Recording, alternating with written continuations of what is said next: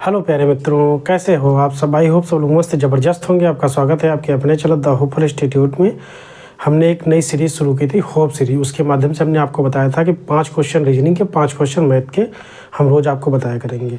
तो उसी के सेकेंड क्लास जो आपकी है वो आज होने जा रही है मैथ की। उसमें 5 क्वेश्चन आज हम आपको बताएंगे अलग अलग टॉपिक से। आइए जरा हम लोग देखते हैं क्वेश्चन। सबसे पहले क्वेश्चन को पढ़ते हैं। ये आपकी होप से ही चलिए। बहुत देखो, इसमें हर लेवल के क्वेश्चन उठाएंगे। अब देखो आपका मान लो जैसे यहाँ पे CHSL, ठीक है, फिर RPF, इससे पहले वाला होगा आपका सिलेक्शन पोस्ट, और इसके आगे फिर NTPC, ठीक। इस तरीके से कई सारे एग्जाम, इन सब में बहुत इंपॉर्टेंट होगी ये क्लास। ये आप करते जाएंगे तो आपके लिए बहुत बेनिफिट मिलने वाला है इसमें।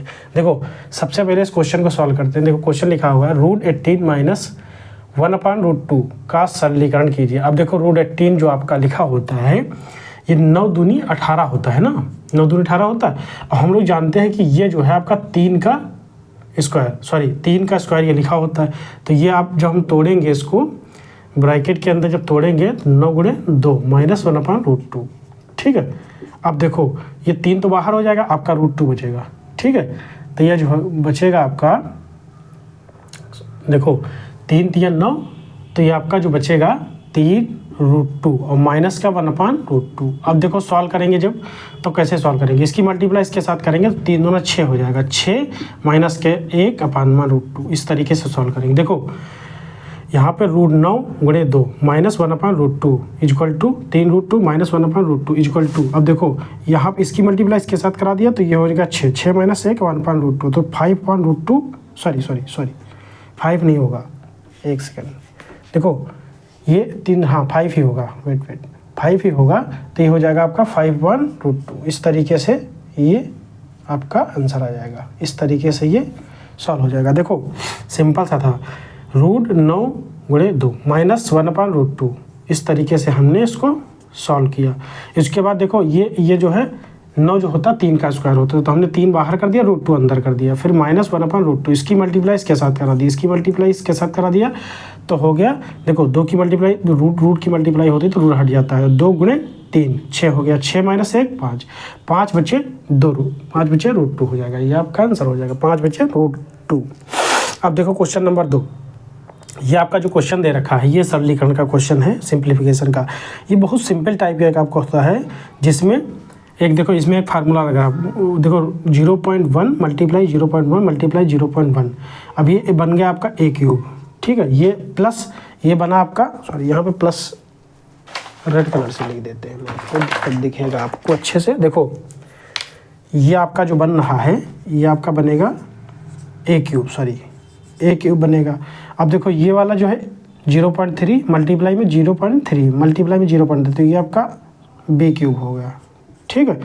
उसके बाद फिर ये क्या दिया है, ये देखो a² दिया है, यहाँ पे a × b देगा, ये जो है आपका b² दिया। इस तरीके से ये आपका निकल के आएगा। देखो ये a³ है, ये b³ है, a² और माइनस ab और प्लस का b²। इस तरीके से करेंगे। अब देखो क्या करेंगे हम लोग, सबसे पहले ब्रैकेट को देखो a³ प्लस का b³। इस तरीके जब होता तो इसका फार्मूला होता है a + b, ठीक है। फिर होता है a² होता है माइनस ab और प्लस का b²। इस तरीके से ये आपका फार्मूला होता है, समझ गए आप लोग। और नीचे तो ये चीज़ लिखी हुई है a² माइनस ab और प्लस का b²। देखो ये नीचे आपका लिखा हुआ है, ऊपर ये चीज़ के ये जो पूरा खुल के आता है, जो a + b³ लिखा हुआ है, इसका फार्मूला ये होता है। तो जब देखो ये चीज़ तो नीचे आपकी लिखी हुई है, और ये चीज़ जब ऊपर भी आएगी तो केवल ये बचेगा, ये से ये कट जाएगा, समझ रहे हो। अब देखो यहाँ पर हम लोग करते हैं ज़रा शॉर्टकट में। देखो अच्छे समझ लेना, a³ + b³ equal to a + b a² minus ab + b²। ये तो ऊपर आएगा, नीचे वाला a² माइनस ab + b², ये आपका नीचे दे रखा, तो इससे ये कट जाएगा, एक बचेगा a + b। अब देखो ये हो जाएगा आपका 0.1 + 0.3, ये जो है a + b हो गया। अब आपका जो हुआ 0.1 का स्क्वायर माइनस का 0.1 और 0.3 और प्लस का 0.3 का होल स्क्वायर। इस तरीके से हुआ। और नीचे आपका तो यही रखा है कि 0.3 का स्क्वायर 0.3 का स्क्वायर और माइनस का 0.1 और 0.3 और प्लस का 0.1 का स्क्वायर। ये क्यूब नहीं स्क्वायर दे रखा है। इस तरीके से ये सॉल्व होगा। अब देखो ये वाला इससे कट गया क्योंकि यही चीज़ लिखी ऊपर। अब ये जो आपका बचेगा 0.1 और प्लस का 0.3, तो ये ऐड होके आएगा 0.4। इस तरीके से आपका सॉल्व करना था, समझ गए। हमने आपको थोड़ा सा डिटेल में हर चीज़ बताई है ना, तो इसीलिए। लेकिन ये कुछ नहीं करना था इसमें, डायरेक्ट हमको पता था फार्मूला होता, बस सीधे a+b हम लोग ये ऐड करते, एक ये ऐड करते और ये ऐड करते, बस सब छोड़ देते और कुछ करना ही नहीं। ये तो हमने आपको समझा दिया पूरा अच्छे से डिटेल में कि आप समझ जाए आया कहाँ से ये सब चीज़ें, ठीक है। क्योंकि इस फार्मूले का यूज हुआ यहाँ पे बस, और कुछ नहीं है, ठीक है। समझ गए आप लोग। अब चलते हैं नेक्स्ट क्वेश्चन की तरफ।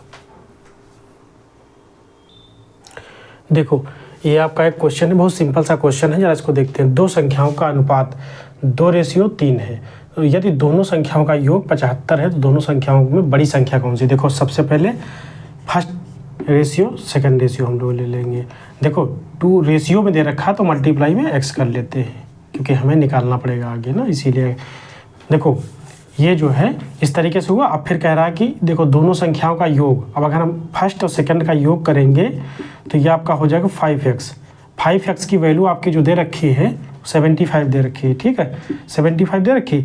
अब इसके साथ इसको काट देंगे तो 15 बचेगा। x की वैल्यू आपकी 15 आ गई। अब कह रहा है कि बड़ी संख्या आपकी है ये वाली, ठीक है, 3, तो 15 3 45 आपकी सेकेंड वाली बड़ी संख्या हो जाएगी। समझ गए आप लोग।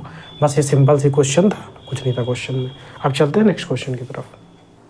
अब देखिए ये वाला क्वेश्चन जो आपका दिया है, ये क्वेश्चन हमने भी ये क्लास पढ़ाई नहीं है। देखो ये टॉपिक अभी आपको हमने पढ़ाया नहीं, लेकिन ये हम क्वेश्चन आपको बता रहे हैं, ठीक है। 31 संख्याओं एवरेज का क्वेश्चन है। 31 संख्याओं का औसत 19 है। देखो 31 संख्याओं का एवरेज 19 है। 31 की मल्टीप्लाई 19 में करा दो। फिर उसके बाद क्या कह रहा है, यदि प्रथम 8 संख्याएँ, यानी मान लिया हमने जो फर्स्ट की 8 संख्याएँ हैं उनका औसत जो दिया है 24 दिया है, और जो सेकंड की मान लिया हमने सेकंड जो 24 के बाद 8 संख्याओं का दिया है, और हमें निकालनी का 31 में से 8 जब निकाला 23 संख्याओं का, 23 संख्याओं का निकालना है x मान लिया, कितना होगा हमें पता नहीं।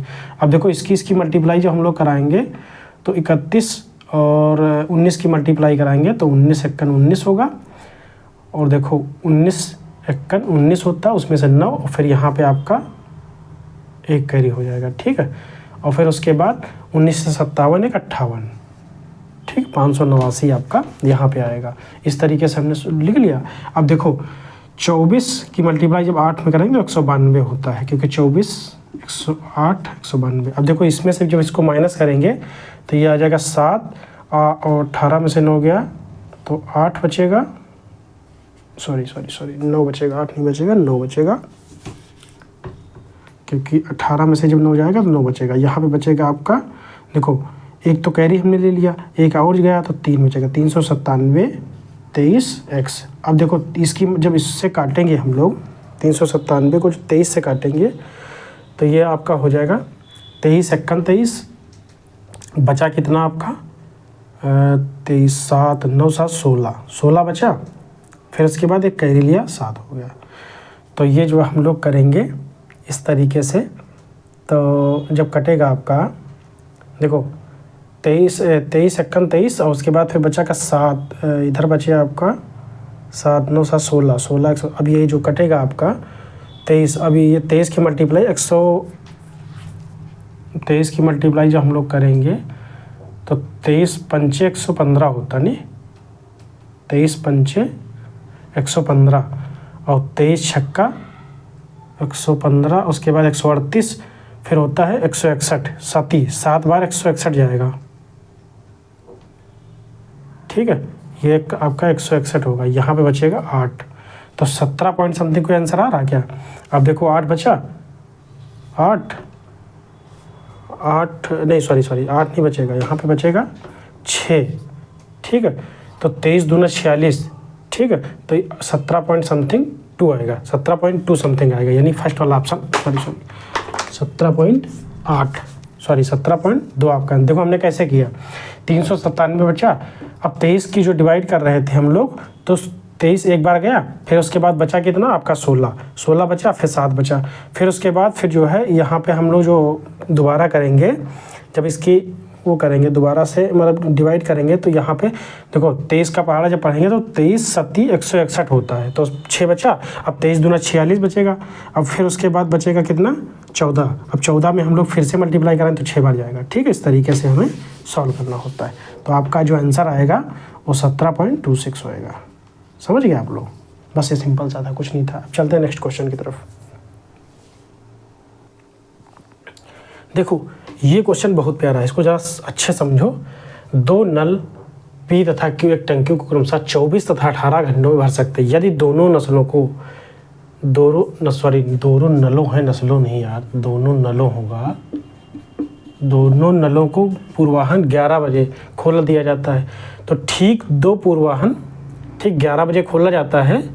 उसके बाद फिर दो पूर्वाहन मतलब सुबह ही एएम पर टंकी को पूरा करने के लिए नल पी को कितने बजे अपराह्न पीएम अपराह्न में बंद करना होगा, में बंद करना पड़ेगा, बंद कर देना हो चाहिए। देखो सबसे पहले क्या करेंगे, ये अब देखो 11 बजे हम लोग स्टार्ट करते हैं, सुबह 11 से स्टार्ट करते हैं, चलता कितना रात के 2 बजे तक, 11 AM से और रात के 2 AM तक चलता है। मतलब 11 से 11 12 घंटे, 12 और 3 15 घंटा, 15 घंटा आपका लगातार चलता है।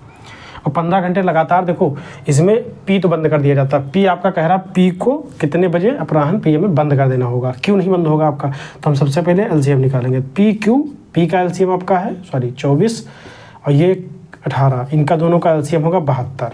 ठीक है, 72 होगा, तो 24 3 72 होता है, 18 चौको 72 होता है। इस तरीके से करेंगे हम लोग। ये टोटल वर्क आपका हो गया।